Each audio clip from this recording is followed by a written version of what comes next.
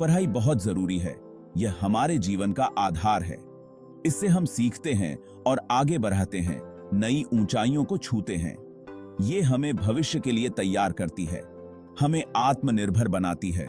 हम मानते हैं कि पढ़ाई से हमें कामयाबी और खुशी मिलेगी, जीवन में संतोष मिलेगा। हम चाहते हैं कि हमारे बच्चों को अच्छी शिक्षा मिले ताकि वे सफल हों।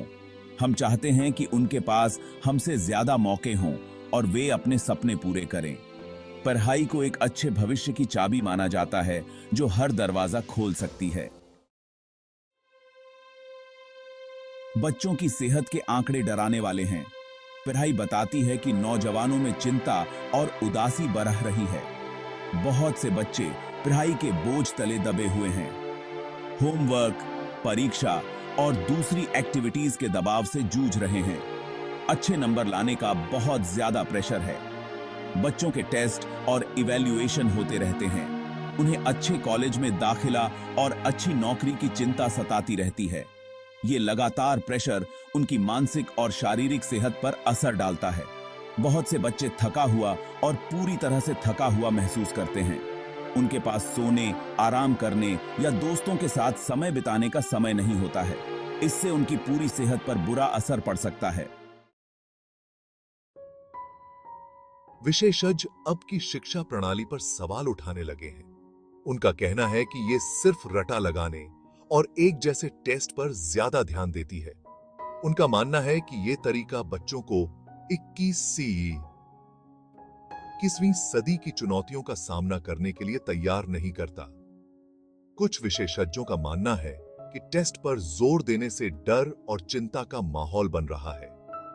बच्चे गलतियां करने से डरते हैं और रिस्क लेने के लिए प्रोत्साहित नहीं होते। इससे रचनात्मकता और नयापन दब जाता है। बहुत से विशेषज्ञ शिक्षा में एक व्यापक दृष्टिकोण की वकालत करते हैं। उनका मानना है कि शिक्षा बच्चे के संपूर्ण विकास पर केंद्रित होनी चाहिए, जिसमें उनके भावनात्मक, सामाजिक और रचनात्मक कौशल शामिल हैं। बच्चे खुद अपने अनुभवों के बारे में खुलकर बोल रहे हैं। वे अपने जीवन की कठिनाइयों और संघर्षों को साझा कर रहे हैं, जो उनके मानसिक और शारीरिक स्वास्थ्य पर गहरा प्रभाव डालते हैं। वे सफल होने के दबाव, असफलता के डर और मदद की कमी के बारे में बात करते हैं। यह दबाव उन्हें हर दिन महसूस होता है और वे इसे अकेले झेलने की कोशिश करते हैं। वे चिंता, उदासी और थकान की कहानियां बांटते हैं। यह थकान केवल शारीरिक नहीं बल्कि मानसिक भी है, जो उनके जीवन के हर पहलू को प्रभावित करती है। जीवन के हर डे की। मुझे ऐसा लगता है कि मैं हमेशा अच्छे नंबर लाने के दबाव में हूँ। यह दबाव इतना अधिक है कि मैं कभी कभी खुद को खोया हुआ महसूस करता हूँ। मुझे अपने माता पिता और शिक्षकों को निराश करने से डर लगता है। वे मुझसे बहुत उम्मीदें रखते हैं और मैं उन उम्मीदों पर खरा उतरने की कोशिश में खुद को थका देता हूँ। मेरे पास किसी और चीज़ के लिए समय नहीं है और मैं हमेशा तनाव में रहता हूँ। यह तनाव मुझे हर दिन और अधिक थका देता है और मैं खुद को अकेला महसूस करता हूँ। एक और छात्र ने कहा कि यह संघर्ष केवल उनके अकेले का नहीं है, बल्कि कई और छात्र भी इसी स्थिति से गुजर रहे हैं। मैं टेस्ट तो अच्छे से दे लेता हूँ, लेकिन यह केवल रटने की वजह से है। मैं असल में कुछ नहीं सीख रहा हूँ, लेकिन मुझे नहीं लगता कि मैं वास्तव में कुछ सीख रहा हूँ। ये शिक्षा प्रणाली मुझे केवल अंकों के पीछे भागने पर मजबूर करती है। मैं बस जानकारी रट लेता हूँ और टेस्ट के बाद उसे भूल जाता हूँ। ये प्रक्रिया मुझे थका देती है और मुझे शिक्षा से दूर कर देती है। इसका मेरे लिए कोई मतलब नहीं है। मुझे लगता है कि हमें शिक्षा के प्रति अपने दृष्टिकोण को बदलने की जरूरत है, ताकि हम वास्तव में कुछ सीख सकें और समझ सकें। भाग 5, मनोवैज्ञानिक प्रभाव। थोड़ा और गहराई से समझते हैं। मानसिक स्वास्थ्य का महत्व आज के समय में पहले से कहीं अधिक है। इस दबाव वाले माहौल का मनोवैज्ञानिक प्रभाव बहुत ज्यादा हो सकता है। छात्रों पर पढ़ाई का दबाव, सामाजिक अपेक्षाएं और व्यक्तिगत समस्याएं भारी पड़ सकती हैं। छात्रों को चिंता के लक्षणों का अनुभव हो सकता है, जैसे दिमाग का तेज चलना, ध्यान केंद्रित करने में कठिनाई और शारीरिक लक्षण जैसे सिरदर्द और पेट दर्द। ये लक्षण उनके दैनिक जीवन को प्रभावित कर सकते हैं और उनकी शैक्षणिक प्रदर्शन को भी नुकसान पहुंचा सकते हैं। अवसाद भी एक चिंता का विषय है। यह एक गंभीर मानसिक स्वास्थ्य स्थिति है जो छात्रों के जीवन को गहराई से प्रभावित कर सकती है। छात्र निराश महसूस कर सकते हैं, उन गतिविधियों में रुचि खो सकते हैं जिनका वे पहले आनंद लेते थे, और नींद और भूख में बदलाव का अनुभव कर सकते हैं। यह उनके सामाजिक जीवन और रिश्तों पर भी असर डाल सकता है। गंभीर मामलों में उनके मन में खुद को नुकसान पहुंचाने के विचार आ सकते हैं। यह स्थिति अत्यंत चिंताजनक है और तत्काल ध्यान और हस्तक्षेप की आवश्यकता होती है। यह समझना बहुत जरूरी है कि ये गंभीर मानसिक स्वास्थ्य समस्याएं हैं जिन पर ध्यान देने और मदद की जरूरत है। मानसिक स्वास्थ्य जागरूकता अभियानों और समर्थन समूहों का महत्व बढ़ रहा है। स्कूलों और परिवारों को छात्रों की सेहत को प्राथमिकता देनी चाहिए और मानसिक स्वास्थ्य संसाधनों तक पहुंच प्रदान करनी चाहिए। यह सुनिश्चित करना कि छात्रों को सही समय पर सही मदद मिले, उनके भविष्य को सुरक्षित और स्वस्थ बना सकता है। भाग 6। माता-पिता का दबाव, फायदा भी और नुकसान भी। यह एक दोधारी तलवार की तरह है। माता-पिता अपने बच्चों की शिक्षा में बहुत अहम भूमिका निभाते हैं। वे बच्चों के पहले शिक्षक होते हैं और उनके जीवन में मार्गदर्शक की भूमिका निभाते हैं। वे चाहते हैं कि उनके बच्चे सफल हों और उनका भविष्य उज्जवल हो। वे अपने बच्चों के सपनों को साकार करने के लिए हर संभव प्रयास करते हैं।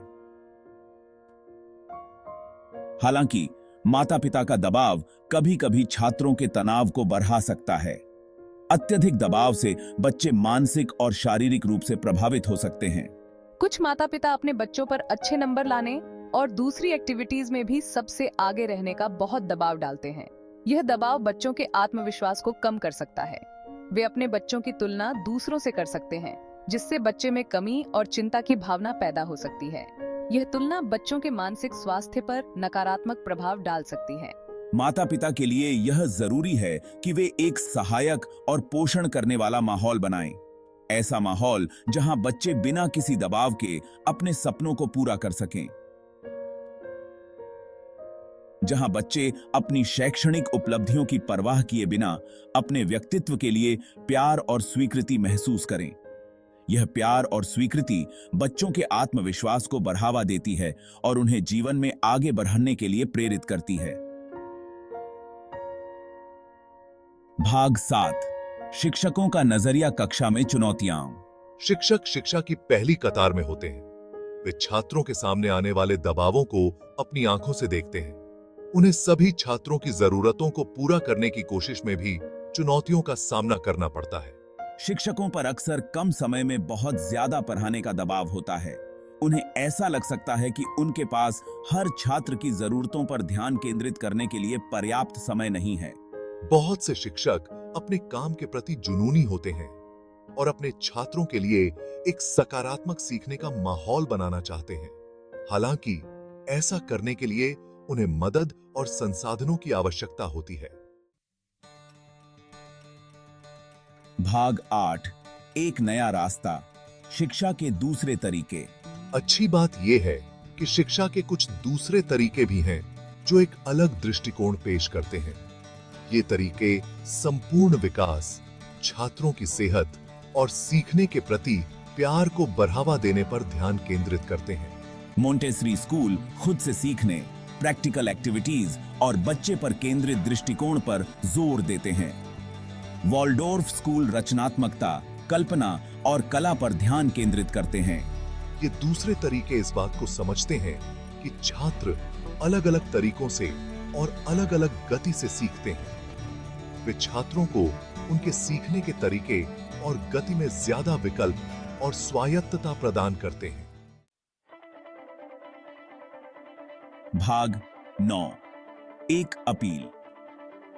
आने वाले कल के लिए शिक्षा पर फिर से सोच। अब समय आ गया है कि हम अपनी शिक्षा प्रणाली पर फिर से विचार करें। हमें एक जैसे तरीके से हटकर एक ऐसी प्रणाली बनाने की जरूरत है जो ज्यादा लचीली हो, व्यक्तिगत हो और सभी छात्रों की जरूरतों के हिसाब से हो। हमें छात्रों की सेहत को प्राथमिकता देनी होगी और सीखने का ऐसा माहौल बनाना होगा जो सहायक हो, रुचिकर हो और 21वीं सदी की चुनौतियों के हिसाब से हो। हमें शिक्षकों को सशक्त बनाने और उन्हें ऐसे संसाधन और मदद देने की जरूरत है जिनसे वे सभी छात्रों के लिए सीखने के अच्छे अनुभव तैयार कर सकें। भाग 10 सीखने और खोजने का सफर। शिक्षा सीखने और खोजने का सफर होना चाहिए, न कि मंजिल तक पहुंचने की दौड़। इसे बच्चों की जिज्ञासा, रचनात्मकता और सीखने के प्रति प्यार को बढ़ावा देना चाहिए। आइए मिलकर एक ऐसी शिक्षा प्रणाली बनाएं जो सभी छात्रों की सेहत का साथ दे और उन्हें तेजी से बदलती दुनिया में आगे बढ़ने के लिए तैयार करे। आइए शिक्षा को एक ऐसा सफर बनाएं जो सभी के लिए सार्थक और सुखद हो।